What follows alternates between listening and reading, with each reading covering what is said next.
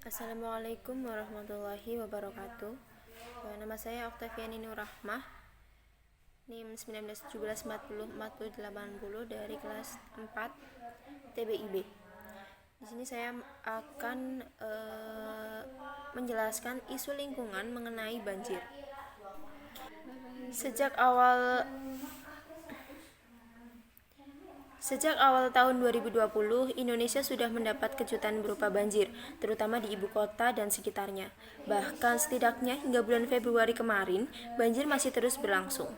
Tentu saja musibah ini membuat masyarakat gempar karena harus terus-menerus membereskan rumah, menyelamatkan harta hingga telat ketika pergi kerja. Akibat dari banjir yang terus melanda, tiada henti seruan ini terdengar. Sadarkah kalian kalau banjir bisa terjadi karena masih banyak warga yang sering membuang sampah sembarangan? Bukan hanya itu, banjir juga punya banyak sekali penyebab, baik itu kesalahan manusia maupun faktor alam. Untuk itu, simak beberapa penyebab banjir yang perlu kamu tahu. Bukan hanya karena buang sampah sembarangan. Yang pertama ada curah hujan yang tinggi. Apabila curah hujan tinggi, maka tanah tidak sanggup lagi untuk menampung air hujan. Padahal hujan masih terus berlangsung, tapi sudah tidak bisa diserap lagi, alhasil air akan mengalir di atasnya. Sungai dan danau pun juga bisa dijadikan penampungan untuk air hujan. Tapi kalau air hujan tidak kunjung berhenti, sungai dan danau akan ikut-ikutan meluap. Praktis, air-air yang tidak tertampung inilah yang menjadi penyebab dari banjir. Yang kedua, dataran rendah mendapat kiriman dari dataran tinggi. Perbedaan ketinggian dataran tinggi dan dataran rendah juga menjadi salah satu penyebab banjir. Karena hujan turun, limpahan air hujan dapat bergerak mengalir turun sangat cepat dan dari daerah pegunungan atau berbukit ke daerah dataran rendah. Dengan demikian, dataran rendah bakal jadi lebih rentan terhadap banjir. Yang ketiga, penyebabnya adalah pengundulan hutan. Berhubung curah hujan sedang tinggi, maka penyerapan harus tetap terjaga. Salah satunya adalah dengan menjaga hutan atau pohon.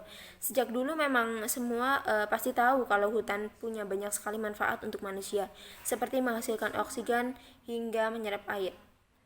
Yang keempat, penggunaan lahan yang buruk. Ketika sebuah hutan dibakar, maka tanahnya menjadi tidak subur. Kalaupun ingin dikembalikan menjadi hutan lagi, tanahnya sudah tidak mampu mempertahankan pertumbuhan vegetatif. Dengan penurunan kualitas tanah, air yang masuk pun malah jadi gampang meluap di tanah tersebut. Kalau begitu, sudah ketahuan apa yang akan terjadi selanjutnya. Yang kelima adalah tsunami. Kalau untuk penyebab yang satu ini, tidak banyak yang manusia bisa lakukan. Paling tidak hanya memungkinkan untuk menyelamatkan diri masing-masing terlebih dahulu. Nah, untungnya zaman sekarang sudah lebih canggih dengan adanya pendeteksi tsunami. Ketika tsunami akan datang, kamu juga punya waktu dulu untuk menyelamatkan harta-harta yang berharga. Kemudian yang keenam adalah bendungan rusak. Seperti yang terjadi di New Orleans, Amerika Serikat pada 2005 silam, kala itu badai Hurricane Katrina membuat bendungan di sana jebol. Alhasil banjir semakin parah terjadi karena tempat yang seharusnya menampung air malah jebol. Dan yang terakhir adalah emisi gas rumah kaca. Kalau yang satu ini adalah kesalahan manusia. Menurut top, pembakaran bahan bakar fosil, pengaruh industri, serta polusi menghabiskan tingkat lapisan ozon dan meningkatkan tingkat gas rumah kaca. Praktis, emisi gas rumah kaca menjadi penyebab utama banjir buatan manusia. Nah, demikian beberapa penyebab banjir selain karena banyaknya orang yang masih bandel membuang sampah sembarangan. Terima kasih.